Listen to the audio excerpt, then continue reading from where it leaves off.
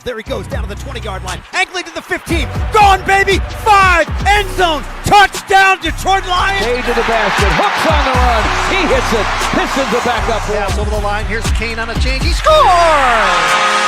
He caught the Flyers changing. Patrick Kane with a shot inside the left goal post. It's Williams in motion. Low snap. Melrose stopped. Michigan makes a stand and comes up with a milestone playoff victory.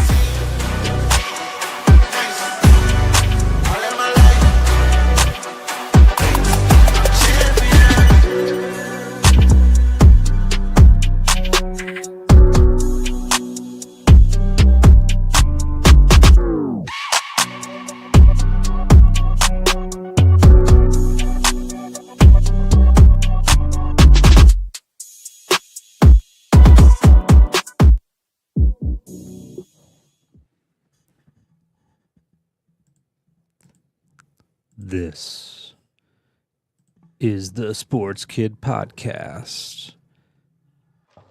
Here we go.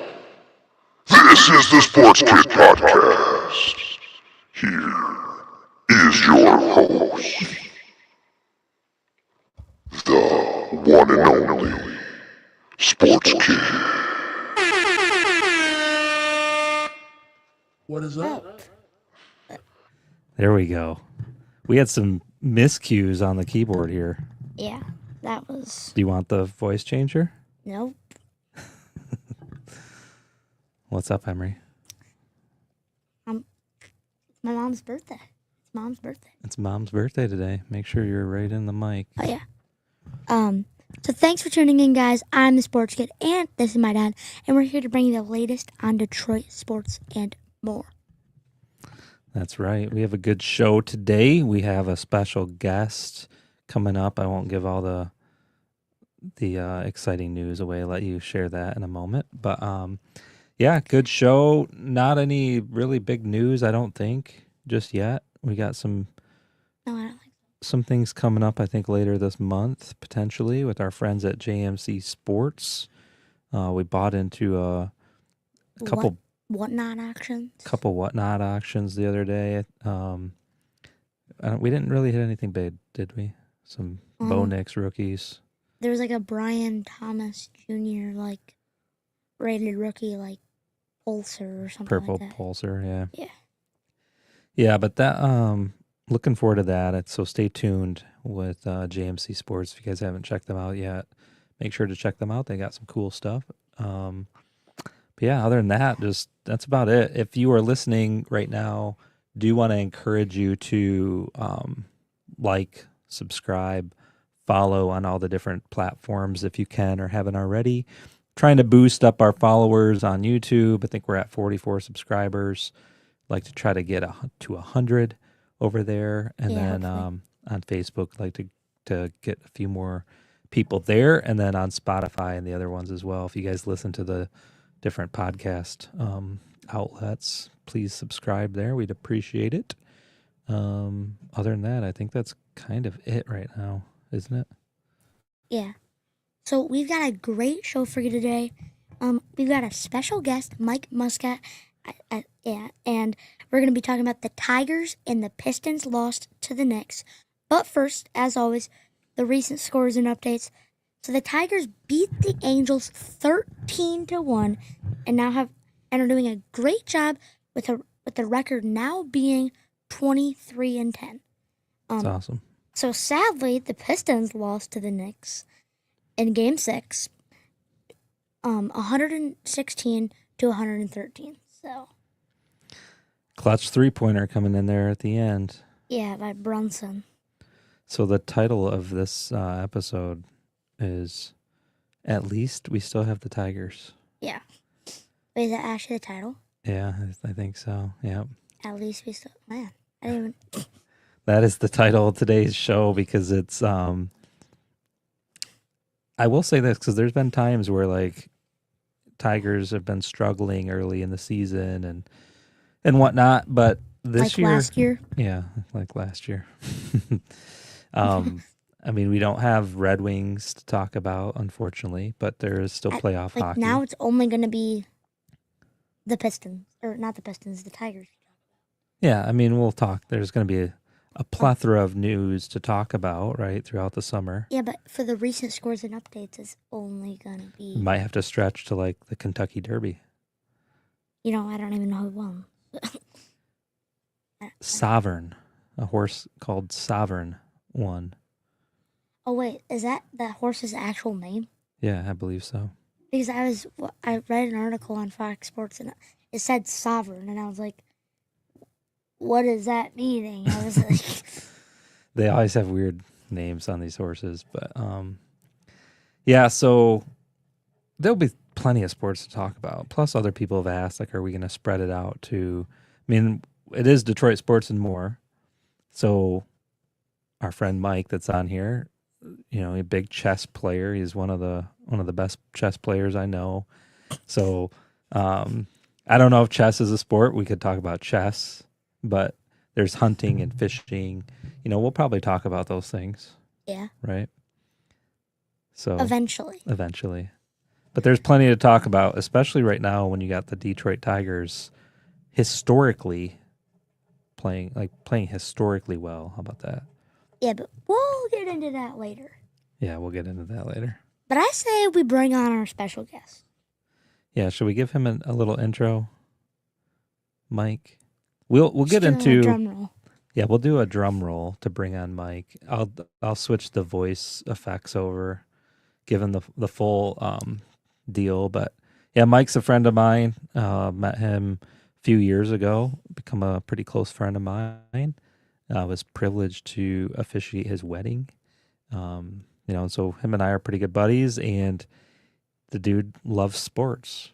He's a big sports dude and knows stuff, and I think he's going to bring in some Tigers knowledge. So he might ask you some questions. Yeah. Are you ready? Are you studied up? I just genuinely know things. You just generally know things? Is that what you said? Yeah.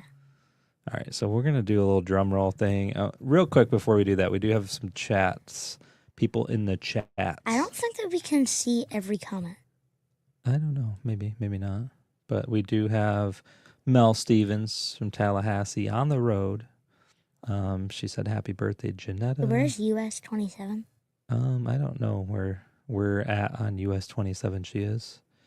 We got my mother. We've got Sherman. Thanks for tuning in, everybody.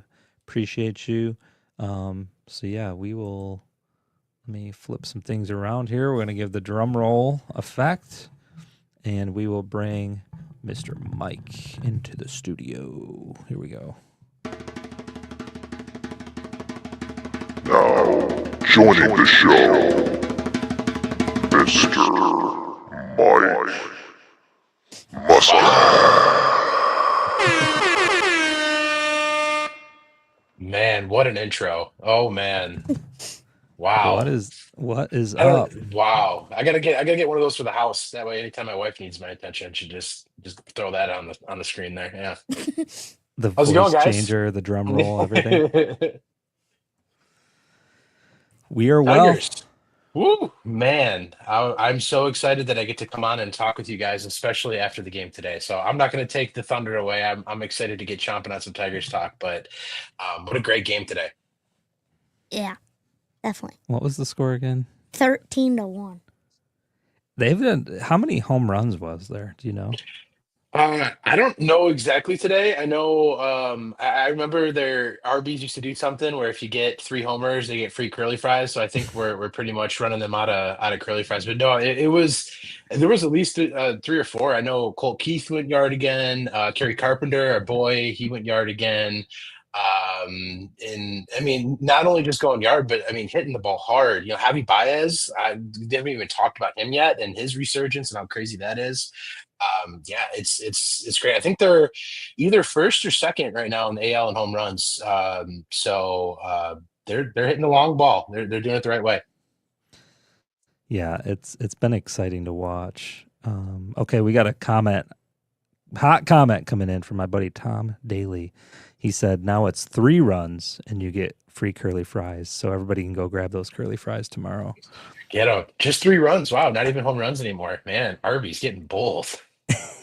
They're gonna have to up the charge. Need the pretty quick. attention. It's like carryover from the last couple of years where it's like, they've been so bad that they've been able to get away with it. Now they're like, well, we got to adjust this now. Yeah, they're gonna be like, you have to be batting under 200, hit a home run, some parlays out there to get the free exactly. prize. Cool. So, yeah, do you want to do a little so meet I the got guest? some quick little questions about you that we like to call Alright. Meet the Guests so that Okay. our viewers can get to know you better. So, what is your favorite Detroit sports team, pro or college? Ooh, it's a great question. Well, I got to go with the Lions. I mean, they're just them gritty Lions. Definitely probably up there. But I mean, with these Tigers, the way they've been playing, it's tough. Ask me in September, definitely Lions. Asking me now in early May, oh, I don't know. It- Really, the Wings too. I mean, I know I'm kind of naming them all, so like that's kind of cheating. But just the history, not lately, but the history there has been great. So I would say maybe Lions, and then we'll go Tigers and Red Wings there at number 2 tied, and then from a college perspective, it's go blue all day. So That's the right answer. Yeah, you got that one right. Good job. Correct. 100% so far. Who's your favorite player of all time? On any sport, any team at all? Yeah. Wow. Okay. Favorite player of all time. I really did like Miguel Cabrera. I would say he's up there. Just watching that team, like '06 era, like that was just so awesome and so fun. And he was just kind of a big cornerstone of that. So I would probably put him up there. Also, love my boy Jameer Gibbs. He's been great, and Amon-Ra St. Brown. I mean, both of those guys, I would say, definitely have a running as well. Got the St. Brown jersey, so I guess you know what, St. Brown. Final answer on that one. Let's go with that for now. All right. And there's so many to choose from. It's hard to just choose one. So, what's your favorite Detroit sports memory? And it doesn't mean that it had to be at a game that you've seen. It's like a memory that's happened. Yeah, because the next question is, what's the best event you've ever attended? So this is just memory. Well, okay, so this might kind of bleed through a little bit, but I was at the ALCS Game 4. I think it was Game 4, Game 5. I don't know. When we played the Yankees back in, I think it was like '08, '09, like whenever, I think it might have been 12 actually, now that I think about it, when we went to the World Series then. And I got to see the, excuse me, the last out there. It was really cool to see. Just everyone on their feet, one more out and we're going to the World Series and just to see that ball. I don't even remember who caught it. I think it was like Marcus Thames or something like that, if you even remember that name. And just out and everyone just going crazy World Series. So I would say that's probably one of my best sports memories. Also, staying on the theme of baseball, I don't know if you guys remember when Maglio Ordonez hit that home run, walk-off home run against the A's back in 2006. And that was just like one of those, like, you just remembered where you were at that time. So that was definitely up there as well. Yeah, where were you when Maglio Ordonez hit the walk-off? Yeah, I was in my.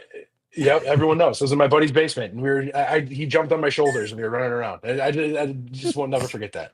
I'm pretty sure we were in line for a haunted house when Sounds about right. Been like Erebus or something, because it was like October, right?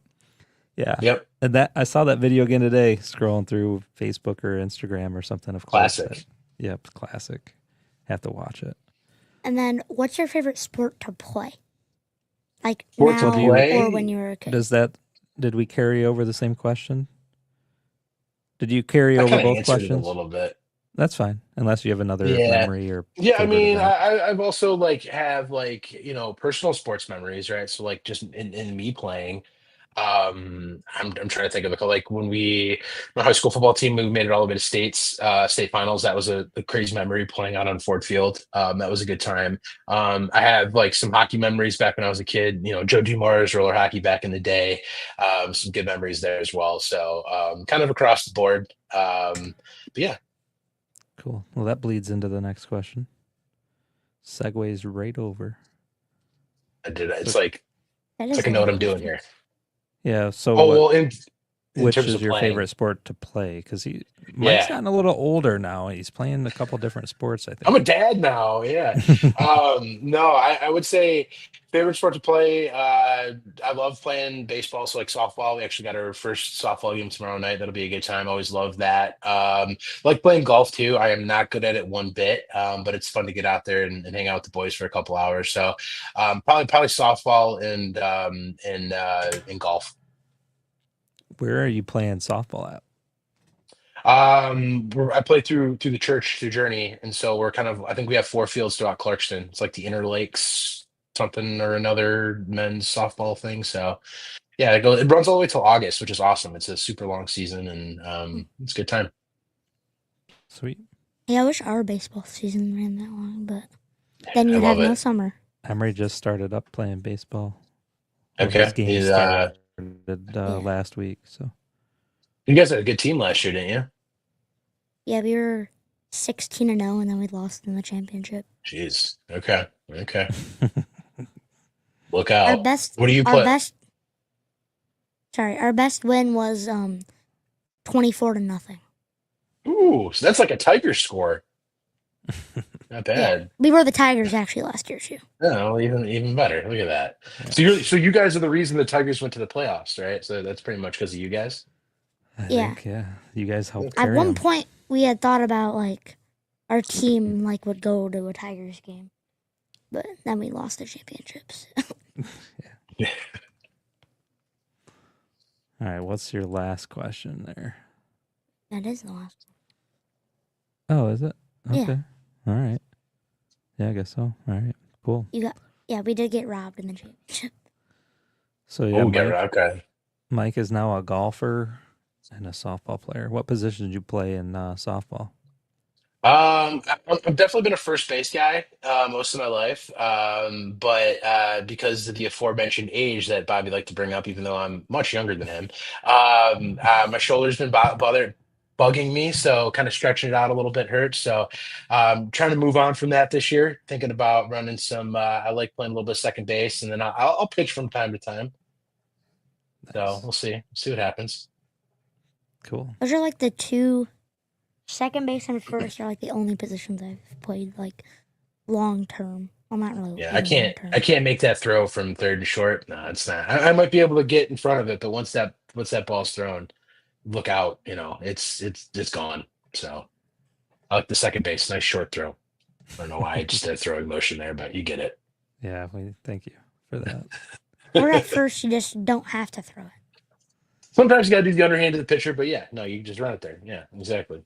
Yeah. Speaking of first base, Torkel, I don't want to get ahead of ourselves here, but man, Torkelson, he has turned into quite the fielder at first base, which I didn't know. I mean, I didn't know a whole lot about him coming up, but I didn't know that was like a card that he had, but apparently it is. The guy can pick him. He's as, I would say he's just as valuable as a positional player at first base as Big Bad is in the lineup, personally.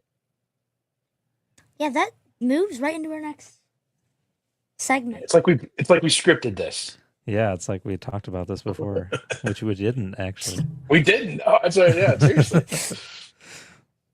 So what else? Yeah, do you want to? Yeah, he's been. Yeah, he's been really good this year. I remember last year after school one day, my mom was like doing something with the girls or something, and I was just sitting in the car and I had 97.1 on, and they were talking about he is like the worst first baseman in the entire MLB. They were saying last year about him and how he's just like way better. Was that his fielding abilities or because of how he was hitting? No, like fielding abilities, but then he wasn't making up for it. Right. Yeah, he wasn't hitting either, so that kind of was a double negative on him. But yeah, I like I said, not super familiar with his fielding prowess, so I don't know if he had this reputation of being a good fielder. It sounds like, Emery, to what you're saying, that he didn't. But man, oh man, like to see like him come full circle has just been such a cool thing, and that to me when stuff like that starts happening, right? We talk about, Torkelson all of a sudden is playing like the number one. I think he was number one, or he's at least a first round draft pick. And then you have guys like Javi Baez going out to center field and playing positions that, I mean, he's always been an infielder, at least to my knowledge, like shortstop kind of guy. Yeah. And making the catches that he's making. It's like when all of these things happen to me, when I see that, that means that like this is kind of, it sounds cliche, but this is like a team of destiny, right? Like you see stuff like that happening and you're like, if this wasn't our year, this wouldn't be happening, right? And so when I that's what almost maybe gets me as excited for this team is one, the fact that I see these little tea leaves that make it feel like destiny, but two is their ability to shrug things off. I don't think they've had 3 consecutive losing games in a row, and even when you look at back-to-back losses, they haven't really done that much either. And so the way that they lost last night, turned it around, boom, 13-1 today, like that to me, if you don't get in slumps in baseball, that is a recipe for success, right? Because there's so many games, and if you can combine the wins together and not combine the losses together, man, you're looking good. And plus, you look at our division. I mean, really, I think Cleveland's the only one that's really going to give us a fight. And if you look at their run differential right now, it's like negative like 20, 30s in that range, like not good. Where Tigers are like plus 40. I don't know, just kind of throwing that out there, but they're doing really well. So the Cleveland, I think, will kind of even out. I think they're getting kind of lucky a little bit, winning some games that maybe they shouldn't be, or whatever have you. But I think this is the Tiger division to lose, personally. Yeah, the Tigers are up. They're plus 63. Wow, even more than I thought. That's crazy. That's crazy. And Cleveland's minus 23. So yeah, that's nuts. Right. And they're what, a game apart in the standings, a game and a half or something. And so yeah, something like that. That's so it's crazy that but you know what, Cleveland can have their ball, they can win games that way. I would much rather win the games that we're winning by just pulverizing opponents, and it's been so much fun to watch. Yeah, it's definitely, this is probably the best Tigers team probably in my life. Yeah, probably in the last 11 years. Yeah. Oh, for sure. Yeah, because I think what was like 2012, the last time they made it to the series, and I mean, I saw the 06 team and the 2012 team. Was huge fans of both of those teams, and they both kind of choked it in the World Series. So I've never seen a winner. Obviously, 84. I'm not that old, Bobby. You might be. Close was no. So it's time. You know what? It's time to bring the World Series championship to Detroit.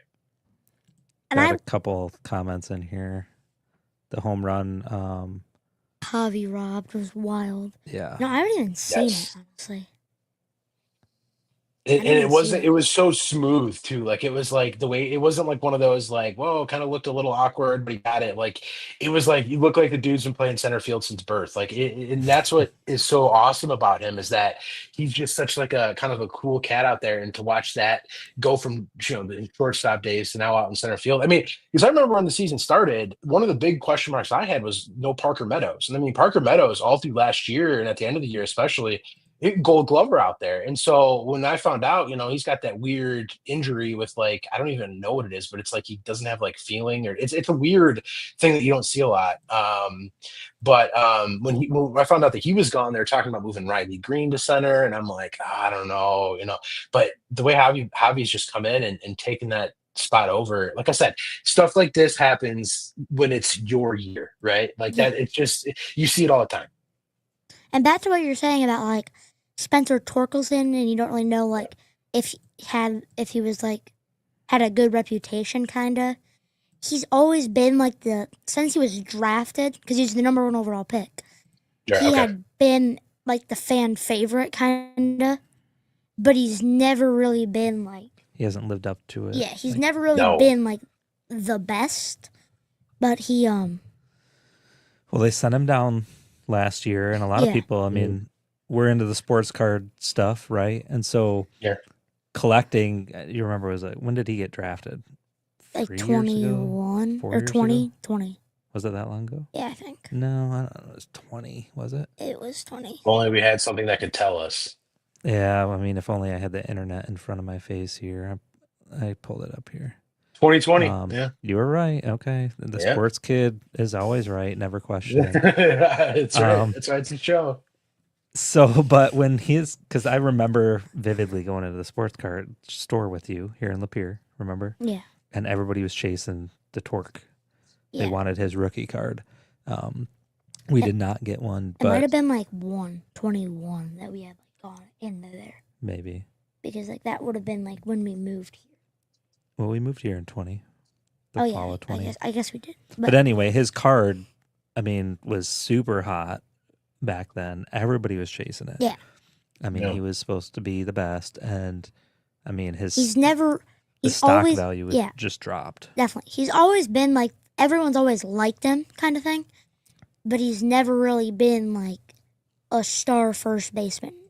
And when you're the number one overall pick, that's what they draft you to be, right? So I mean, some of that is a little unfair that like he had this like huge reputation that he had to live up to. But when you go number one overall, when you have a last name like Torkelson, like come on, it's just a fun name to say. People are not going to forget that, and he wasn't. Yeah, exactly. Torque bomb. It's just, there's so much. Yeah, it's great. It's awesome. The amount of times I've been sitting with my newborn daughter, be like Torque bomb, and she just looks at me like, what are you talking about?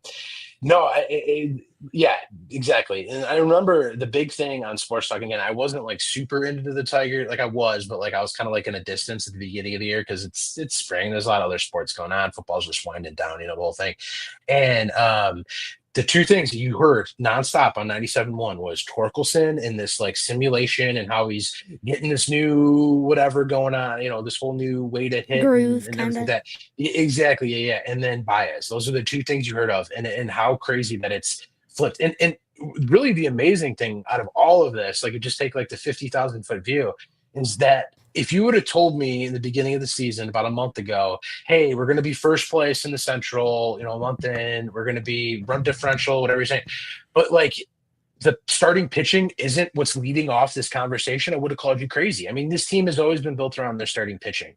Scooble and the gang, right? Like but that, I mean, the starting pitching has been good, but that hasn't been like what the talk of the town is. I mean, 13 runs in a game. I mean, clearly your offense is doing something right. The fielding, again, we talk about Baez. We talk about who's the new third baseman they got? Not new, but the rookie. Sweeney? June or something like that. Young. Chase Young. Young. Yeah, it looks like June. It's spelled weird. But yeah, Young, him. He's been playing lights out from a fielding perspective. Now his average is still a little bit to be desired. But they said he's got some pop. So like once he kind of gets around and finds that, Colt Keith, man, he started super cold in this last like 3 or 4 days. Has been knocking the cover off the ball. Another homer for him again today. So it's crazy that we're seeing all of this coming from things, from areas we didn't expect. And that's kind of, I think, the greatest thing about it is that like we still got, like I said, I mentioned Parker Meadows, still not back. Matt Vierling, he's another good utility player that hasn't been, there. And I think there's exactly. Yeah, it's Perez. He had that big hit in the playoffs last year. Yeah. So like there's so many pieces that are still like kind of working their way in. And it's like, man, if we can plug some of these in, like another example really quick. Rogers goes down, the catcher, love him. He goes down. You're kind of like, oh, I don't know. All of a sudden the Dylan Dingler guy comes up and he's throwing people out and has the best arm in the league. And then his backup, Nito, this journeyman catcher who is all of a sudden like now like hitting for average and above. And it's, again, it all adds up to what I was saying. Like when all these things are happening, you can't help but think like, man, this is our year. Maybe we don't win it all. I'm not going to make that hot take right here, right now. But like, I think that the division is ours, and I think we're looking good for October. I really do. Got a couple questions here in the chat. So my buddy Mark Blaine says, this is a good question. Do you think the Baez turnaround will be short-lived or here to stay? Oh, go ahead, Emery. Take it. What do you think? I think, I don't know. I mean, he's doing really good in center, but like, if you move him back to shortstop, will he be like? Is he going to be playing like last year Baez, or I don't know. I think you keep him in center if that's where he's good. Keep him in center as long as you can, kind of thing. And here's the thing: like, you want to try to give guys benefit of the doubt to some extent, right? Like, he had. Well, we looked at this a little while ago. Like, His batting average is 309. yeah, I mean, he's hitting great. Yeah. I mean, Awesome. this is what we brought him over for. He just, whatever reason, last few years hasn't been that good. So Well, every year he's played in Detroit. I know, but even with the Besides this Cubs, one. I think we looked into this and like he had like one decent season there. Well, there was like, but he was always really He was good reliable. at shortstop. Yeah. And then like towards the end of his like career at the Cubs, you would see like he would just swing at everything and miss, and then he would just not be Well, and the that's same Baez kind of thing. that is why to answer that question, that's why I think it's different because he at the plate, he's taking his take rate is up so much. He's having much more mature at bats, and yeah, they're not always going to equal hits, but when you're up there, you're being selective. It gives you confidence, right? Like you're not up there just trying to swing the bat, like trying to get off this slump, that slump. And that's not to say that he won't maybe crawl back. I don't think he's going to be a 300 hitter all season. I don't. I mean, the league average is like 250 this year. Like the league average is way down. So I don't think he's going to be a 300 throughout the entire year, but I think he's going to be an extremely valuable piece. Like I said, if we do get Parker Meadows back, which you hope so, but you just don't know, I think having Baez as like that additional kind of platoon guy is great. I mean, think about like even, between you got the corners with Riley Green and Kerry Carpenter, right? Either of those guys can DH and you could throw Baez in there. I think Baez might be a little tad better of a fielder than both of those guys. So, like the versatility it gives the team alone is just so good. And unfortunately, Justin Henry Malloy hasn't really worked out, I think, as well as they wanted. And so, like, with that happening, I think it's giving Baez a few more opportunities where maybe Malloy would have been the guy in certain situations. Now he's not. But I think with his track record and his career, which, yes, has had some bumps and bruises, but overall has been very successful, mainly speaking. I do think that this turnaround is more of the permanent variety. I really do. And I think it kind of goes back to what I was saying about like just this team in general, like the feel. And it's easy to get on here after a 13-1 victory, right? And be just like, drinking the Tigers Kool-Aid. Yeah, exactly. So maybe a little bit of that seeping in. I'm not going to deny that. But it's just hard to deny it, though. I mean, they're fun to watch. And we haven't had last year was fun. I mean, we went to a couple games. Yeah. We went to one game, I think the year before, a couple games last year, went to that went to game. We went to I can't think. Miguel Cabrera's game where he hit his last home run. We were at that game. That's cool. And then last season we went to the game where they played the Dodgers because I like Shohei Ohtani. And then we also went to the first home game against Cleveland last year, which was the game that they won. Yeah. So this year, and we're going to go to a few games this year too, but it's fun to go. I mean, in that stretch of time where they weren't that great, like it's still fun to get down there. Like you're going to the baseball game, but you're not really expecting them to win. You kind of want them to. If they don't, it's not that big a deal. Right. And honestly, when the Tigers are good, it's so much fun because it's during the summer when there's not a whole lot of other things going on. Like I sometimes will watch golf, but like you watch stuff like that, it's like it's hard to really get attached to a certain person. Like I like Scotty Scheffler, but like, hey, good job, Scotty. Like it's just not the same. But when it's your hometown team, not as hype it's like kind of thing. Exactly, yeah, exactly. And like being summer is great. Being the Tigers is great because it's like they're on almost every night or every day at least, right? So it's just like every night you're like, oh, who are they playing tonight? Unfortunately, they don't play tomorrow. So, but it's really great to have them be so good and just be this constant, nightly entertainment source that we've just been sorely missing in this city for the last decade. Yeah, read that last comment, Emery, that came. So, Tom said Javi also had hip surgery, so I believe he was a bit injured last season, but I could be wrong. He is correct. Yeah, so I pulled that up. He did have. Do you want to read that? Do you know how to say those words? Yes. You guys got some smart viewers. That's a great point. Tom Daly, this guy, he knows his stuff too. He's always on top of the stuff. Javier Baez underwent season-ending arthroscopic hip surgery on his right hip in early September, like that entire thing. Well, so just I'm just gonna the jump down. highlights. So like what it said here is that he had been dealing with lingering back and hip issues, which is what led to that surgery. So Yeah, but that's I mean, probably why, again, that he had not been performing that well the last few Sure. years.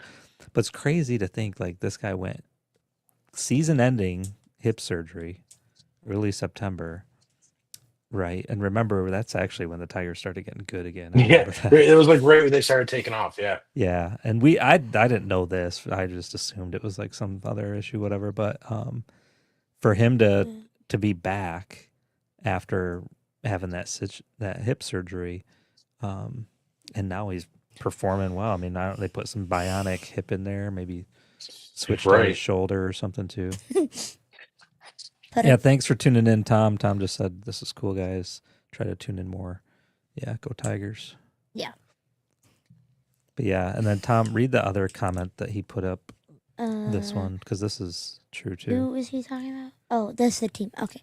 He said, pretty sure we are leading the American League in ERA as well, so it's been all good so far. Yeah. Yep. We've talked about that this is a bit too. true. We've got I don't know why I'm looking at the stats on this Tigers website, and it kind of is screwing up a little bit, but we had like 4 sub 2 or sub 3 ERA players. Yeah. How come Flaherty's number? 3. Flaherty has not been good so far. Well, he's had some unfortunate starts. I would say when you look at the starters, obviously Scooble's going to Scooble. He's your number one guy. Reese Olson, he pitched today. He's been lights out. He's been doing really well. They call him the kid. Dude, he looks younger than you. I mean, honestly, like he really does. It's weird. He's just like we saw him in person down there last year after the game. Yeah. And he looks every it's weird seeing him like drive a big old truck. It's so weird. Does he have his driver's license? Right. No, but yeah, he's been great. Flaherty's been a little spotty. I for whatever reason, every time I feel like he pitches, he just runs into a little bad luck. Like yesterday, with the air out in the outfield, or the two, I think it was like Gary Carpenter and it might have been Baez. I'm not sure. They kind of ran into each other, and that like let a run in. It just kind of an unforced, unlucky thing. But Flaherty's stuff has looked pretty crisp. I will say, for the most part, he's looked pretty good. Casey Mize has been another one. He's been really great to watch and kind of see him kind of come up and because I remember when we drafted him back in the day, and he's winning games. That's the best part. And then leading into the bullpen has just been phenomenal too. I tell you what, I'm man, glad they made the move. Yeah, they got rid of Maeda, right? Kenta. Hey, did they finally get rid of him? I know I saw him in there the other day. Is they dropped gone him now? They what do they call it? Designated for assignment. Yeah. It's like I don't really know the whole details on what that means. Holy cow, his ERA is like 8.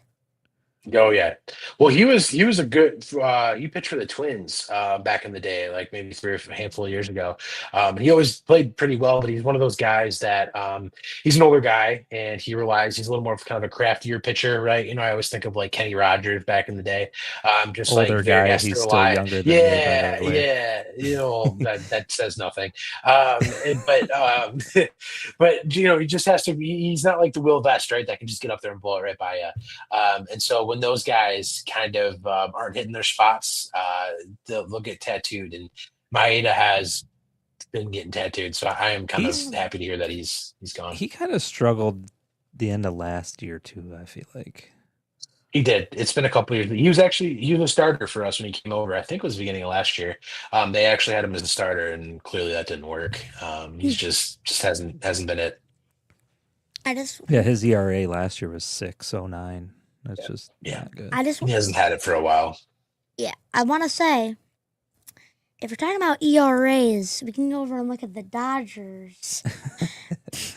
Yoshinori Yamamoto it's like 1.06. Seriously? Yeah. Not bad. Oh, and how many starts? I think is their starting pitcher, maybe. We'll pull it up here. Emery is a Dodgers fan. Why? Why? Ugh. I don't know why. I'm not as good. I just like Shohei Ohtani.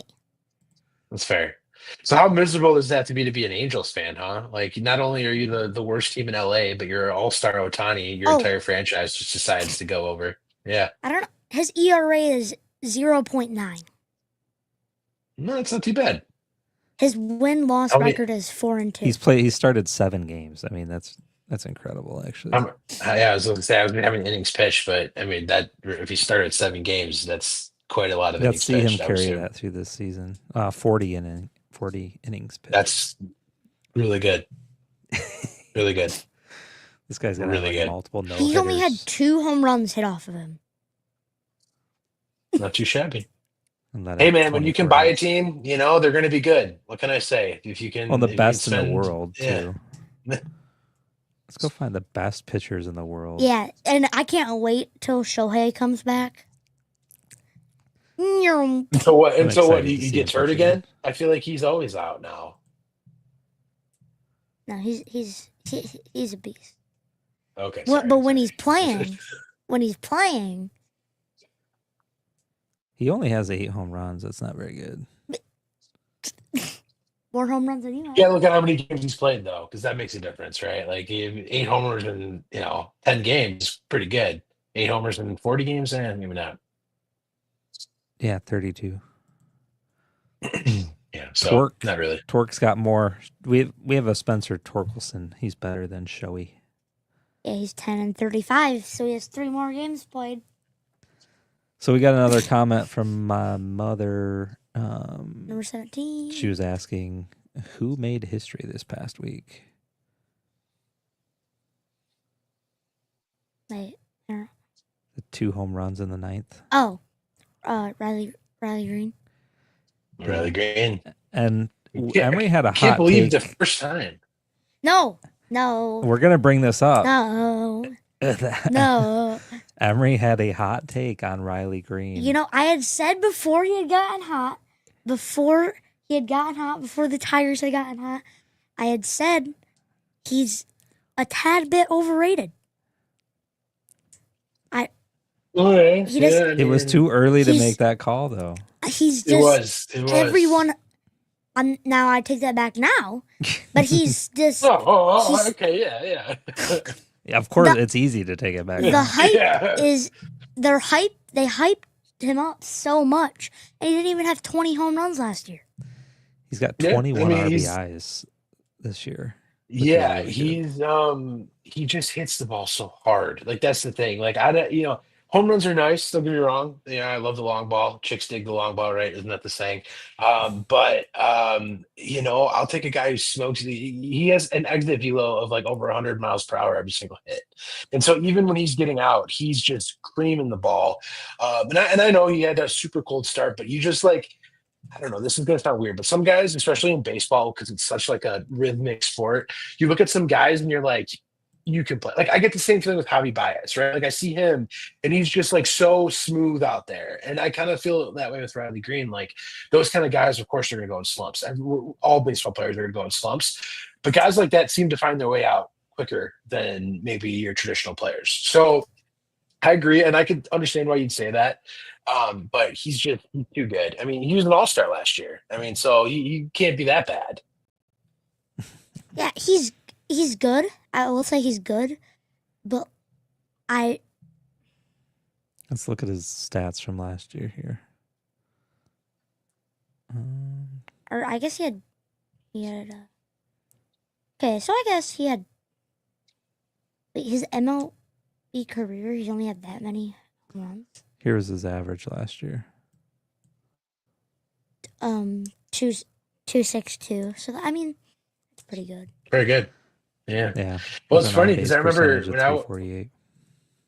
when I was growing up. Back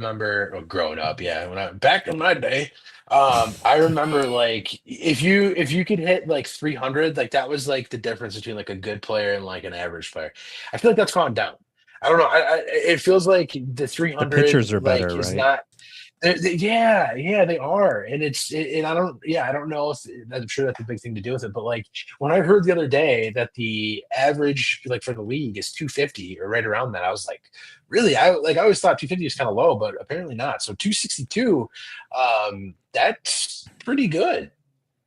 Yeah, mid to upper 200s is good, and even anything in the Yeah. 200s is decent. When you drop below 200, that's when it's like, all right, Yeah, that's what they something's call it. wrong. The Mendoza line, I think is what that's called. Yeah, there's another trivia for you right there. So The, I mean, the Mendoza he had line, 24 home runs last year. like Colt Keith is at 190. Cole Keith. Malloy's 172. His errors, like when he errors it, like they're not like bad errors. They're like terrible errors. Who's Like that? Colt Keith. Cole Keith. Okay. Like that He had, one he had where a good. Yeah. he like got the ball and like didn't know what to do with it. When was this? Just recently? I don't know, like a month ago or something. Oh. He like got it and just like held it and like looked at second. The guy's at second, didn't throw it. Then he looks at first and didn't throw it there. And then he like throws it after the runner's already on first. Maybe he No, glitched out for a minute. It happens. Yeah. No, he's definitely had a slow start. I will not argue that one bit. I mean, you can tell by his average. He got off to a super slow start. But man, and he had a hit against the Astros a couple games ago. I think it was an Yeah. out, but like it was like you could kind of tell it just like unlocked something. Like he hit it hard, and then it was like, ooh, okay, that didn't do anything, but like maybe it did. Like baseball's so weird with how it's like so mental and like everything like that. And so but ever since that kind of hard out, man, he's been crushing it. And like I said, he got another home run today. And if we can throw another power bat in there and then I think Young's going to start, like I said, coming around with some power. I mean, these home runs are going to keep going. It's awesome to see a team that they can win in so many ways. They can win in the pitcher's duel. They can win in the long ball contest, right? They can win scrappy. They're very aggressive on the bases. Benetti talks about it on the broadcast all the time about their first to third and how they're so aggressive. And I love their third base coach, Cora, down there, like waving him in. He's awesome and funny. Exactly. Yeah, he's great. So it's just they win any other any way. They come from behind. They hold leads. Yeah. Again, I know I'm drinking the Kool-Aid hard tonight, but it's just it's awesome to have it back here in Detroit. Like we said, it's hard. It's really hard not to, and it's fun. Right. Again, I've said to Emery, it's like I love like baseball, like you mentioned, summer sport. Yeah. Got it on the radio. You can listen to it in the car, We talked about this a couple weeks ago. in the garage. That's one thing, but I just can't watch baseball or can't listen to baseball on the radio. I just Okay. can't. He says he has a hard time following. Well, it's not that I have a hard time following. Like, I just like, it's like, oh yeah, this pitch is strike, yep, and this guy's up to bat, yep, he hits it, yep, here. It's just a lot more confusing.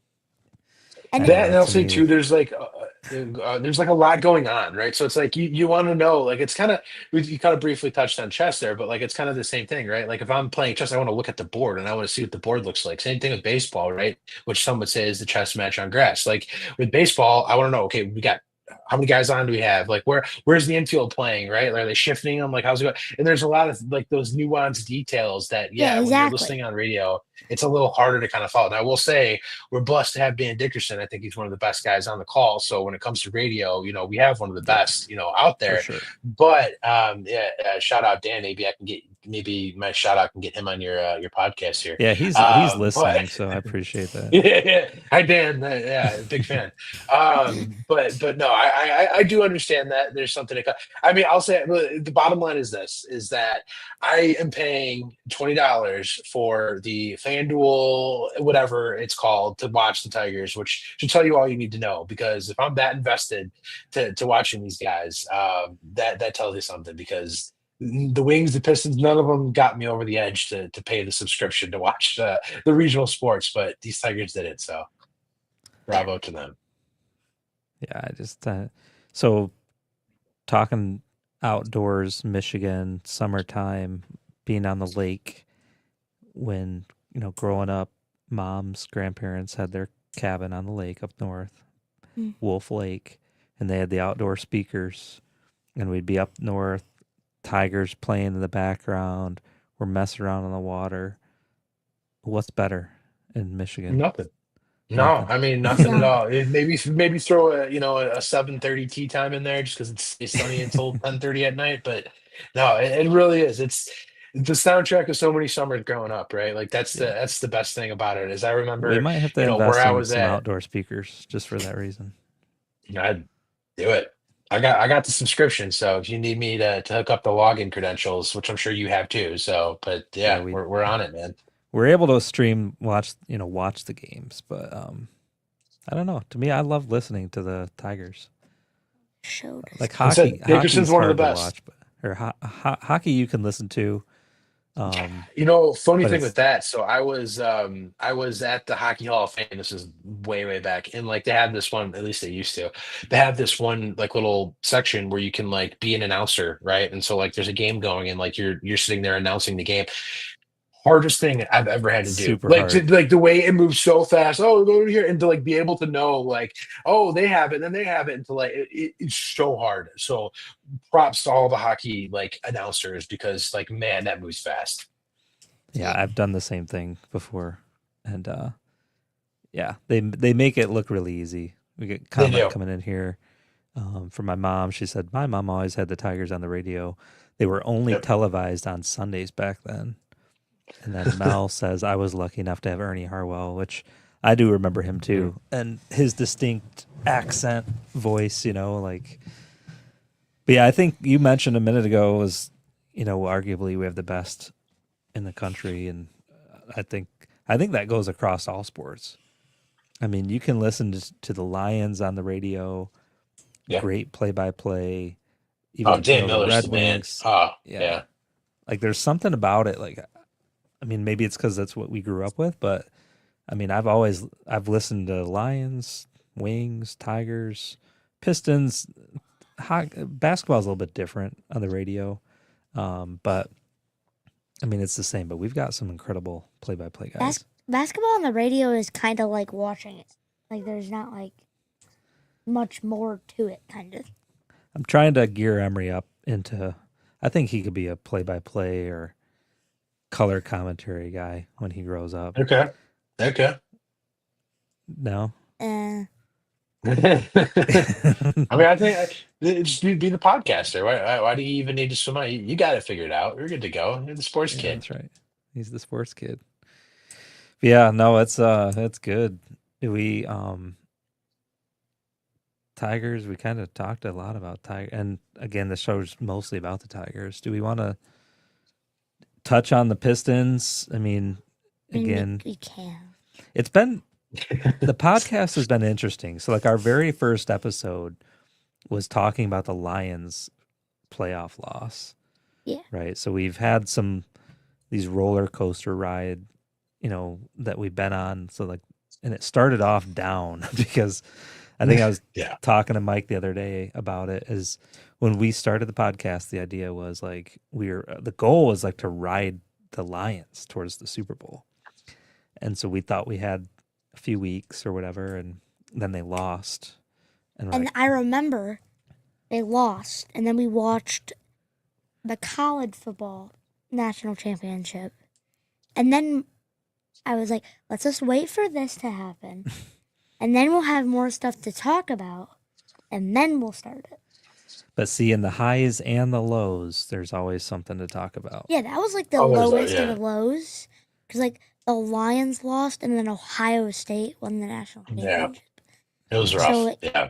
Can't Bang. really. So we started out kind of low, and then but we were very, able to, very. carry it with the we talk about the Wings and the Pistons and I mean honestly, this Pistons team is different. I mean, they were fun to watch, and I mean, I give it up for the Knicks. I know people aren't big fans of Brunson, maybe, but dude, the guy can He's a ball. flopper himself. Yeah, I mean, he could flop, but Ref baiter. but look, the dude. I said it this morning. He plays Came the up game. clutch. I mean, yeah. Oh, he did. He did that 3-pointer. I mean, I'm not. he put it up there and you knew it was going down. That's the thing. And they talked the entire series about how clutch he was and how, he's like, when it comes to the last whatever amount of time, like he's like ranked first and everything. So and there's something to be said. And there's definitely a big respect for that, to be able to play your best when the most is on the line. I think you got to give respect for that. You do. And the flopping, we do it too, right? Like I think anyone who gets super hung up on that, it's like it goes both ways. I mean, maybe he was a little more sure, but like at the end of the day, and I didn't watch the entire series of the Pistons, but there were times where like at the end of game 6, Beasley, you got to get that shot off, man. You can't have that ball go off your hands out of bounds, like not even have a chance. Like it's Even just if he it's kind wouldn't of a have hard made way. it, like it just. Exactly. It gives you at least the moment of like, oh, but we didn't even get that. But you know what? I do think, and I will be upfront here, for all your viewers, basketball is definitely on my lowest list of expertise, but it does feel like this kind of run will be good for like this playoff run will be good for them in the future. I think you kind of see that with the Tigers, right? You saw their little playoff run last year that they had. Now, granted, a little more successful in that they won a series, but you get that experience of like those really high stake games. And I think that's really, really good, especially for young teams. And we can agree that the Pistons and the Tigers are both very, very young teams. And so, and you can already see in the Tigers this year how much more confident they look. And I guarantee that has something to do with the fact that they played in big games last year. So as much as it was a heartbreaking loss, I thought the team showed a lot of resiliency to win that game 5 in New York, in that environment, to take that with your backs against the wall. I think JB Bickerstaff is a great coach. I think he's for sure should be coach of the year. I do wish that he would maybe lay off the refs a little bit. I think he sometimes gets a little too, cries foul every time, but that's just part of the intensity of the game. That's whatever. And you talk about the announcers, Bobby, but I think too, we also, when we look at the nucleus of coaches, have 4 really good coaches here in Detroit as well. I mean, obviously Dan Campbell, I think is the GOAT. But even, looking at what AJ Hinch has done with the Tigers and what, Bickerstaff has done and even, what's his name for the Wings coming on and, they didn't make the playoffs and kind of sputtered down the stretch, but they definitely McLennan had them playing pretty good. Yeah, had him playing pretty good. Who's the Michigan's basketball coach? Dusty May. Oh yeah, Dusty May. Yeah, he had a great year this year too. Yeah. But yeah, so things are looking up. To be said about there is. Yeah, the Pistons were.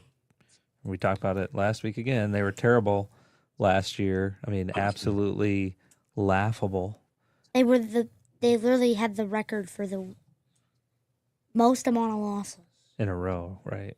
No, in NBA history. And in a row, right? Because wasn't it like 20? I'm sure they go hand in in hand. a row, something, yeah. But I want to talk about a couple things first. So, how we're talking about commentators, people are not the biggest fan of Tom Brady. They think he's a way better player than he is a commentator. But I mean, he's kind of always talking about himself, but like kind of what he's there for. But I will say the Pistons that last game, like Malik Beasley definitely like you can't just make it roll off your hands kind of thing. Yeah. Like he was looking towards the shot before he caught the ball. I mean, that's like, and again, 101.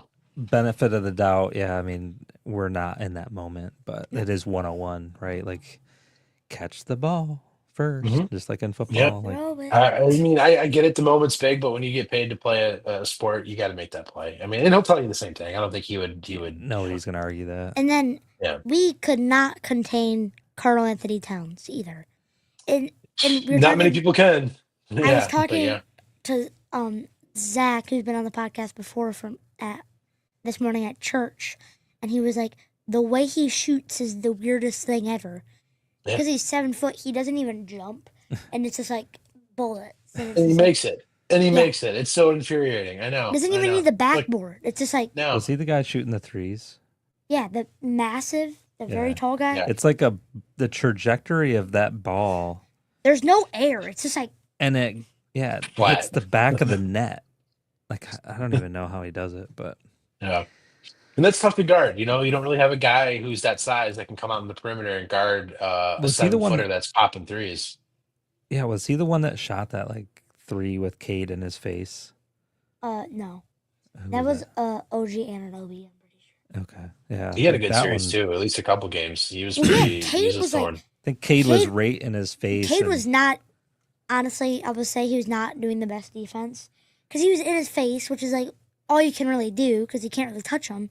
But then he was just like making him a wide open area where he could just shoot. But he Kinda. took a step back and drained that 3. It was weird. Yep. Because he like just like, gave him a wide open area and he just took the opportunity and just drained it. One thing Yeah, you mentioned, like Pistons are kind of low on your knowledge base, and like when we started the podcast, the one thing that We have literally talked about we will never talk about the Pistons. yeah, we both kind of we're like we're not ever talking about the Pistons, nothing to talk about, but they yeah.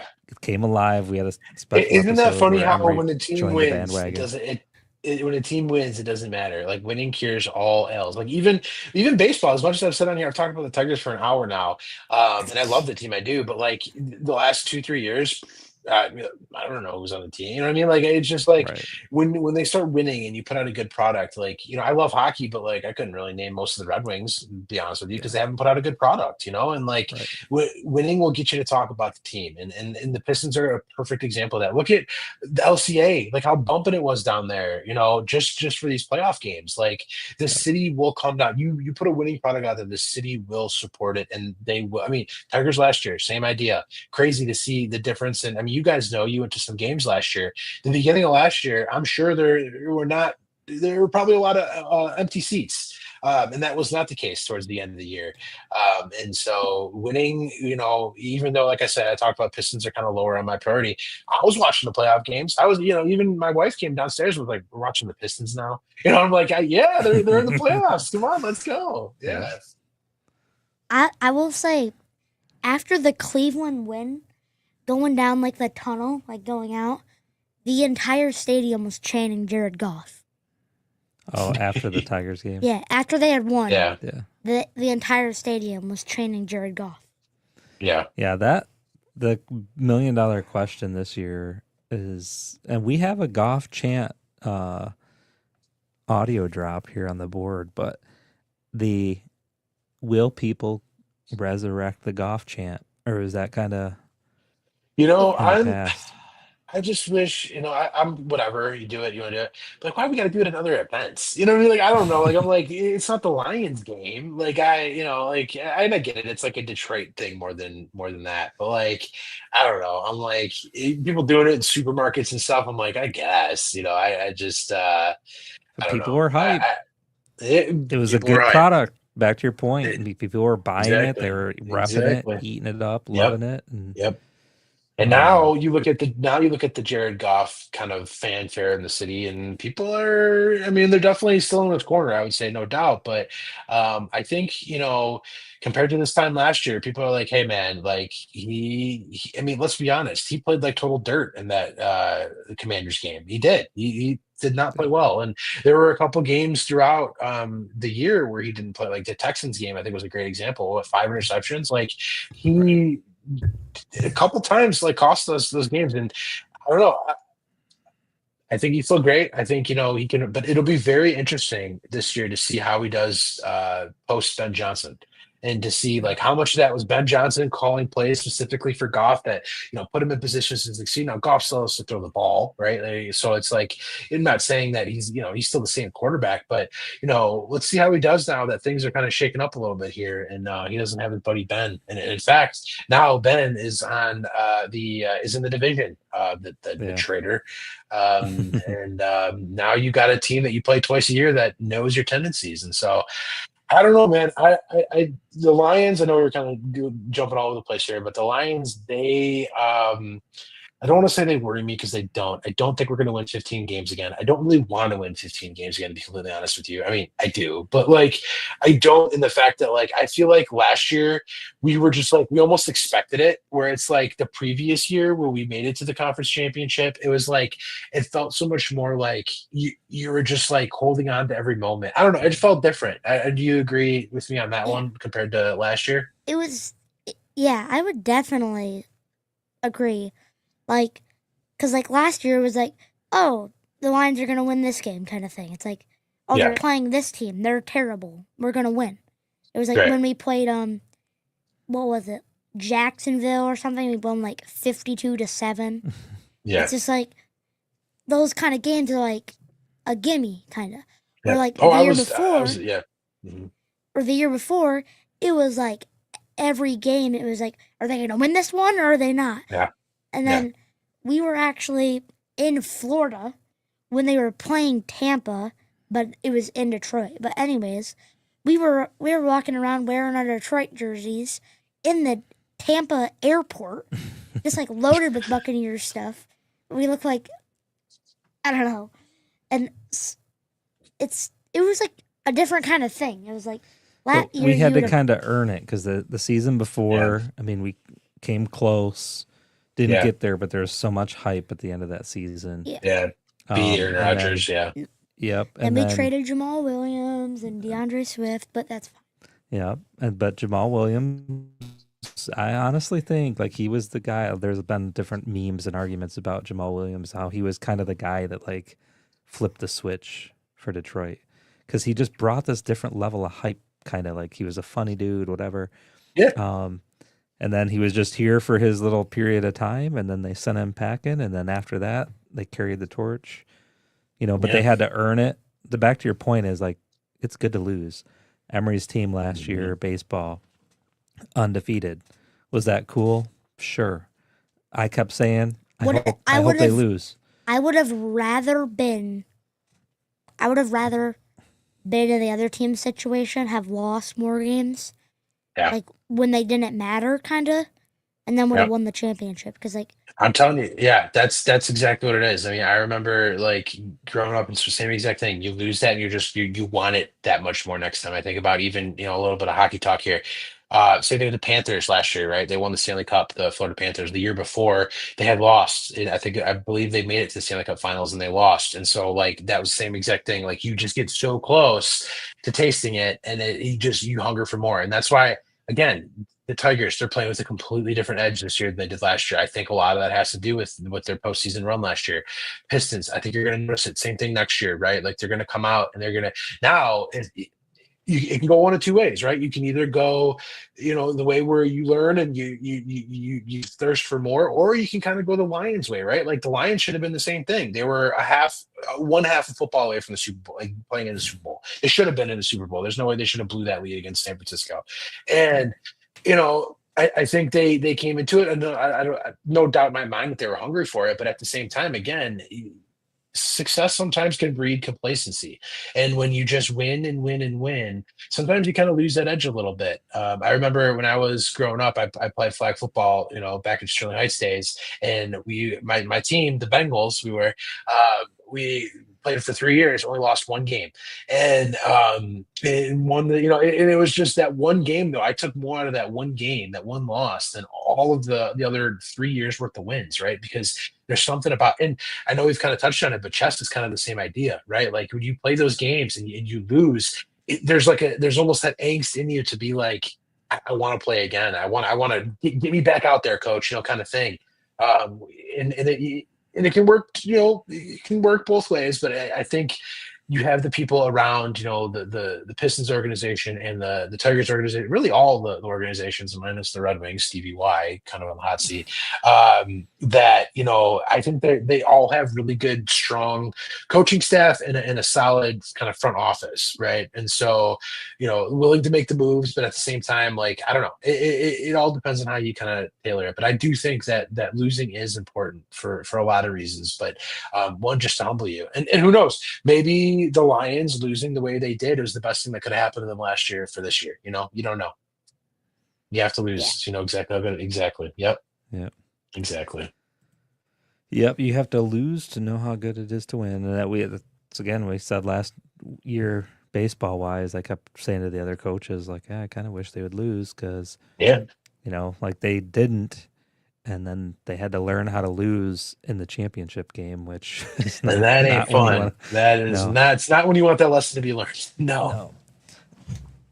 Yeah, I think the Pistons will have a little chip on their shoulder next year, and hopefully. And I don't know much about basketball, but I think like from the Eastern Conference, isn't that kind of weak. I don't know. I don't know. I guess I shouldn't talk about things I don't know, but it seems like, they didn't really seem all that competitive. So who knows? Maybe they have, the Well, look window's at open here. how'd the Lakers do? They got smoked.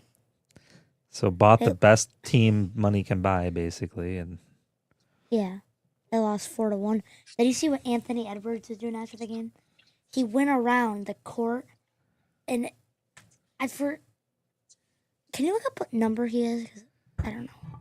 there was some stat too, real quick, while I'm doing this, is that the Pistons' salary compared to like some of these other teams. Pretty sure it's like Edwards. Pretty sure it's like 23 or something, but I don't know. But anyways, he was 1.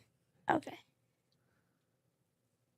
Well, anyways, he was walking around after the game, walking around like the court and giving high fives to all the Lakers fans and said, "I beat the Lakers in 5. I beat the Lakers in 5."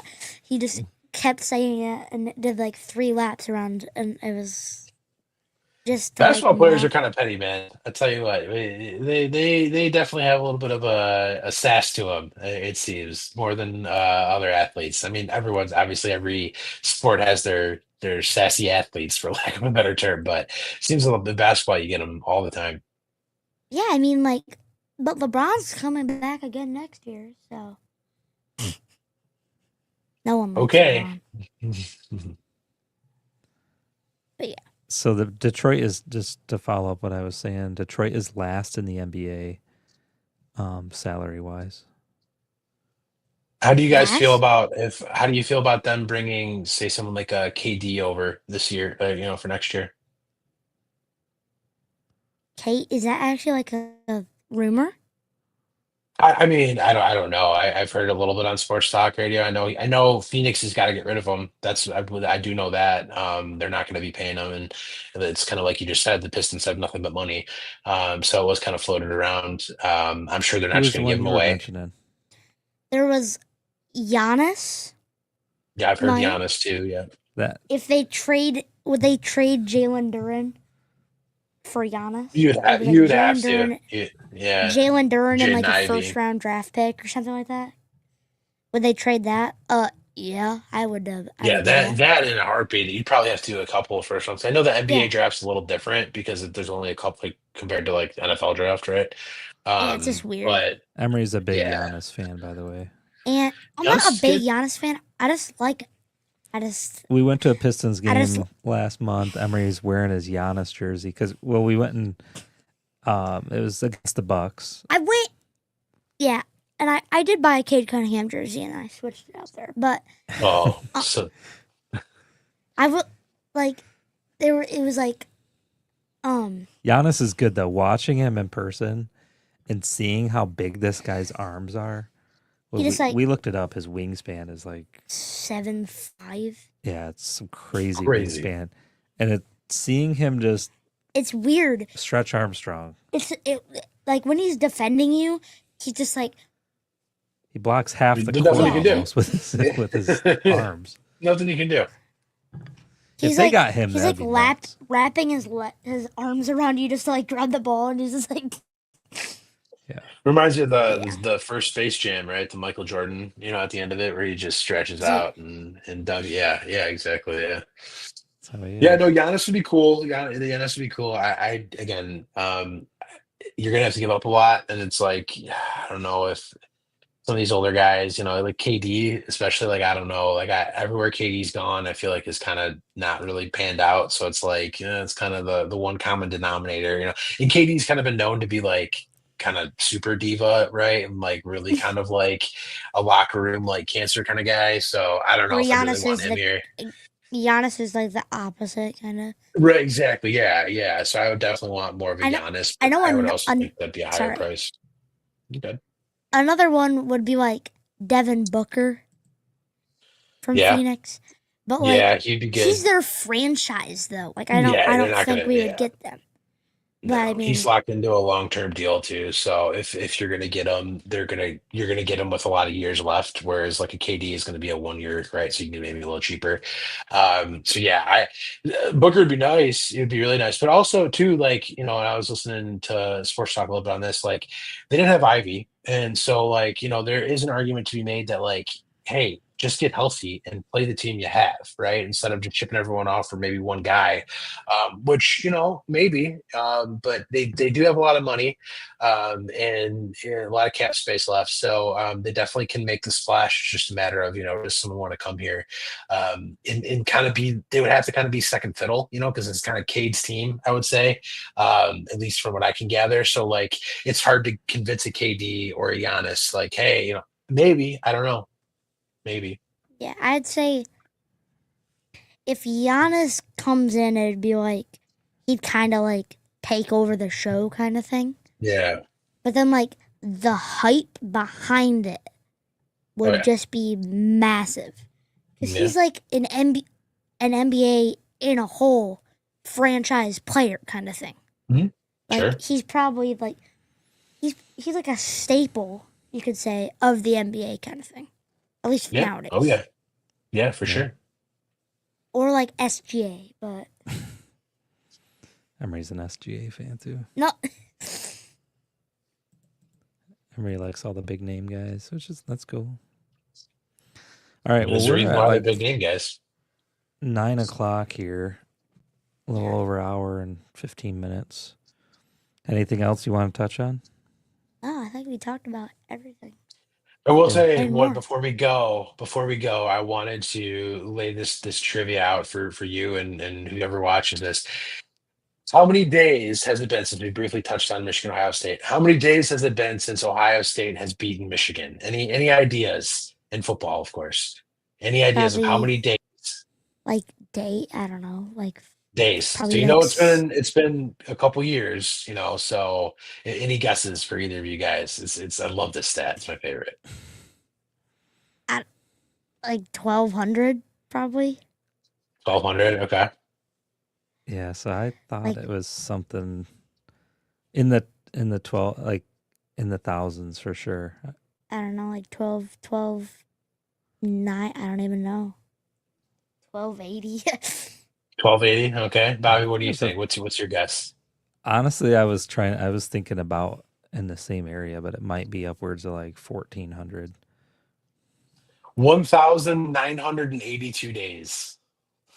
Since almost 2,000 days since the Ohio State University has beaten the Michigan Wolverines. So fun stat there. There's literally a website devoted to it. It's called How Many Days Since OSU Has Beaten Michigan.com, and it has a running ticker if you ever are curious as to what the total is. So that's my gift to you. Yeah. Thank you. And they signed their head coach again, so it's gonna be another 6 years. Oh, I love it. I love it. And Chip Kelly's gone, and yeah, it'll be fun.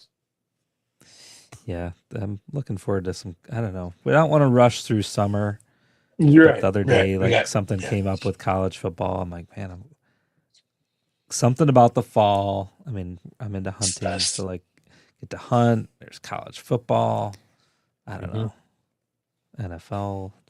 But yeah, But hey, let's you know just what? We enjoy- got a summer enjoy the full Tigers. of some Tigers, right? Let's keep and keep it hopefully up. this Hopefully fall. some fall. Yeah, hopefully some fall ball. It's true. That's the bet to me. If like you look on the calendar year, like what's your favorite time of the year for sports? Like that's Fall. September, October, especially. Yeah, if your baseball team's in it, you got them in the playoffs. You got NFL, college football starting off. Usually like hockey and basketball are kind of trailing like pretty close behind there, right around that time. So, yeah, fall's great for sure. Yeah. Yeah. That's awesome. All right. Well, that's all we got. Appreciate you joining us. Yeah, thanks for And, having me, guys. This was a blast.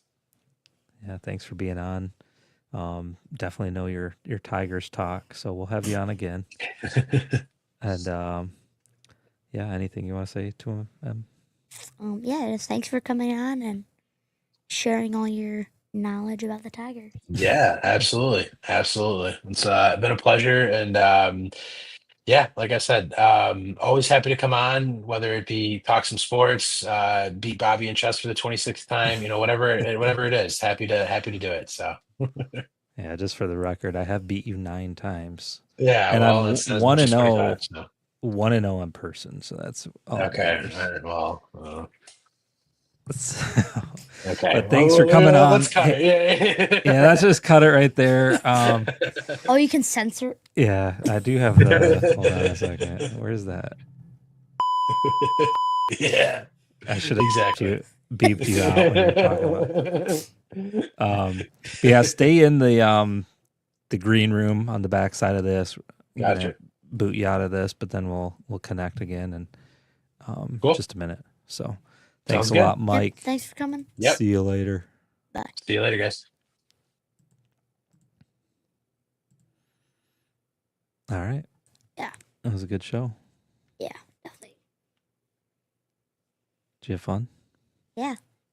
I don't think I might have talked to Mike at that kind of, like when they would like come over to our house, kind of like when we would eat. Yeah. We talked about sports, but I don't think we've like talked that briefly kind of thing. That in depth. Yeah. Yeah. Yeah, Mike knows his stuff, so that was cool to have him on. We just came up a couple days ago. I was like, hey, I think maybe he mentioned it to me or whatever. I'm like, yeah, let's do it. So it worked out. Couple comments. Tom Welch said, great show today, boys. Thanks, sir. Pa asked, isn't hunting morels a sport? Depends. If you find a lot of them, it's a sport. Yeah, we have to actually try it. We Yeah. need to try doing. We've never actually like fully gone. Yeah, we need to do that. And my mom said, great show, great conversation tonight. I think so too. Emery's getting tired. He is yawning. No, I'm not. He's sucking air here in the studio. I'm not tired. So we got baseball tomorrow night, big game. Emery's Dodgers against the Diamondbacks, the undefeated Diamondbacks. Yeah, that's really it. We'll be back live next Sunday, same time, roughly, same place. Sound good? Yeah. All right. Any last words, or should we close her down? Peace. Peace. Thanks for tuning in. Have a blessed week. See you.